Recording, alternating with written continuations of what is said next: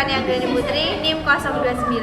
Saya Ratna Wahyuni dengan NIM 038. Saya Izatul Asmul Arifin dengan NIM 042. Saya Mutia Syafitri dengan NIM 044. Di sini kami akan mempresentasikan hasil tugas kami dari mata kuliah kebijakan publik. Selamat menonton.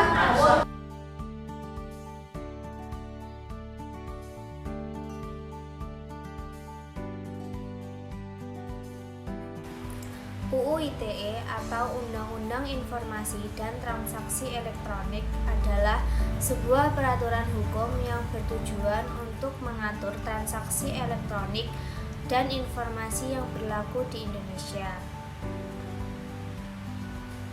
UU ITE nomor 19 tahun 2016 memiliki dua preferensi dalam perumusan kebijakannya, yaitu preferensi strategis dan politis. Preferensi strategis UU ITE berfokus pada penanggulangan kejahatan online seperti penipuan dan penggelapan melalui media elektronik. Sementara itu, preferensi politis UU ITE melibatkan kepentingan para aktor yang memiliki wewenang dalam pembuatan undang-undang ini, terutama pihak penguasa. Tujuan UU ITE adalah untuk mengatur dan mengawasi transaksi elektronik dan informasi yang berlaku di Indonesia, serta untuk menanggulangi kejahatan online seperti penipuan dan penggelapan melalui media elektronik. UU ITE juga bertujuan untuk mengatur etika masyarakat dalam menggunakan informasi elektronik sebagai media untuk melangsungkan kehidupan di abad ini. Penyebab masalah implementasi kebijakan UU IT Undang-Undang Informasi dan Transaksi Elektronik Nomor 19 Tahun 2016 di Indonesia melibatkan beberapa isu yang perlu diperhatikan. Salah satu masalah utamanya yaitu adalah penyalahgunaan UU IT untuk membatasi kebebasan berekspresi dan mengkriminalisasi masyarakat yang mengemukakan pendapat. Hal ini terjadi karena pasal-pasal dalam UU IT dinilai tidak tegas dan sangat bias, sehingga dapat dengan mudah disalahgunakan oleh pihak penguasa untuk tujuan yang tidak sesuai dengan semangat asli undang-undang tersebut. Selain itu, implementasi UU IT juga menimbulkan ketegangan antara preferensi strategis dan politis dalam kebijakan publik. Secara strategis, UU IT disahkan untuk menanggulangi kejahatan seperti penipuan, penggelapan dengan menggunakan media elektronik. Namun, dari segi politis, kemunculan UU IT seringkali terkait dengan kepentingan para aktor yang memiliki wewenang dalam pembuatan undang-undang ini, terutama dalam pihak penguasa. Hal ini dapat mengarah pada penyalahgunaan kekuasaan untuk membatasi kebebasan berpendapat masyarakat.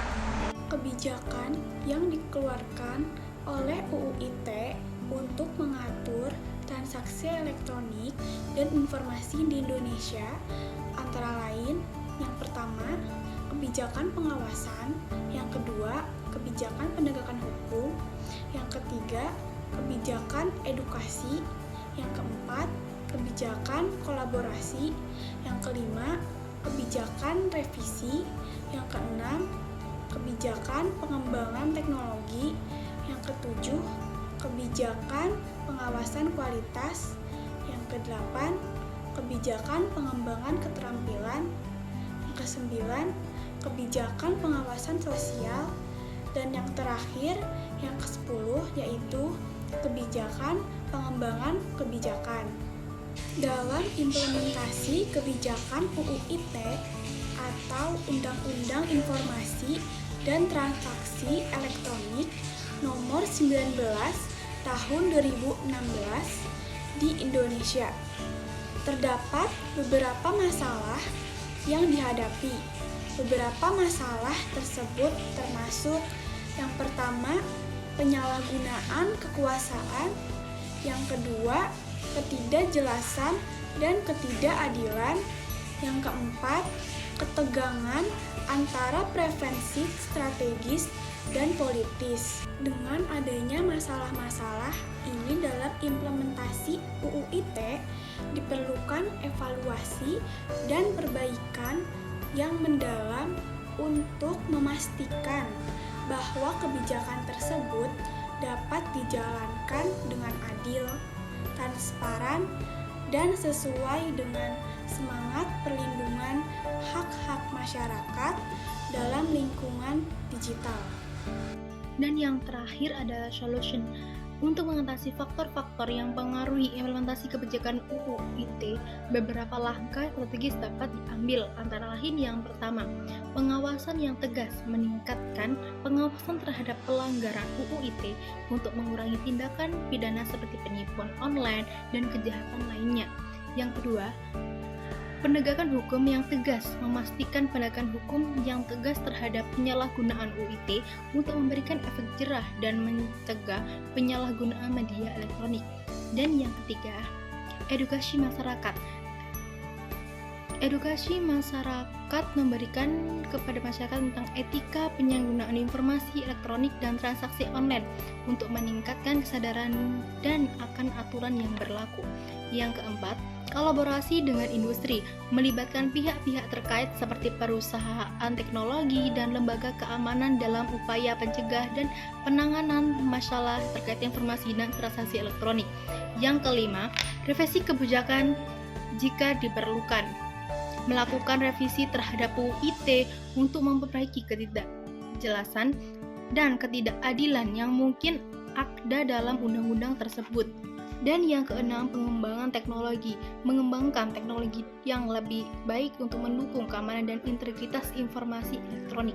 Yang ketujuh, pengawasan kualitas, meningkatkan pengawasan kualitas informasi elektronik untuk mengurangi penyebaran informasi yang tidak akurat dan berbahaya.